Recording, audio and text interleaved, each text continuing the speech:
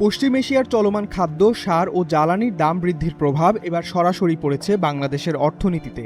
আর এই চাপ মোকাবিলায় বাংলাদেশকে $1.1 বিলিয়ন ঋণ অনুমোদন করেছে বিশ্বব্যাংক।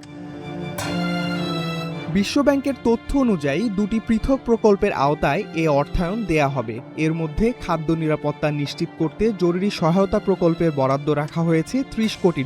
এই অর্থ দিয়ে আগামী আমন ও বোরো মৌসুমের জন্য প্রয়োজনীয় সার আমদানিতে সহায়তা করা হবে। পাশাপাশি এই প্রকল্পের মাধ্যমে প্রায় 14 লাখ হেক্টর কৃষি জমিতে ধান উৎপাদনে সহায়তা দেয়া হবে। এছাড়া জরুরি সারাদান প্রকল্পের আওতায় আরও $71 কোটি 30 লাখ ঋণ দেওয়া হবে। এই অর্থ ঝুঁকিতে থাকা পরিবার এবং ক্ষুদ্র, ছোট ও মাঝারি শিল্প প্রতিষ্ঠানকে নগদ অর্থ সহায়তা দিতে ব্যবহার করা হবে, যাতে কর্মসংস্থান ও আয় রোজগার সচল থাকে।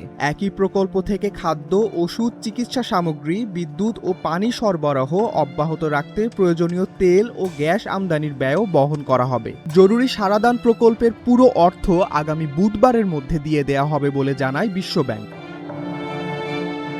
বিশ্বব্যাংকের পরিচালক পেসমে বলেন, পশ্চিম এশিয়ার সংকটের কারণে খাদ্য, সার ও জ্বালানির দাম বেড়েছে। একই সঙ্গে আর্থিক খাতের সংকোচনের প্রভাব সবচেয়ে বেশি পড়েছে ক্ষুদ্র কৃষক এবং দরিদ্র ও ঝুঁকিপূর্ণ পরিবারগুলোর উপর।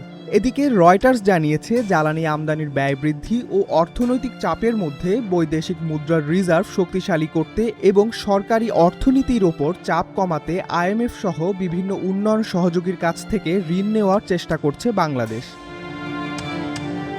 ডেস্ক রিপোর্ট, আজকের পত্রিকা।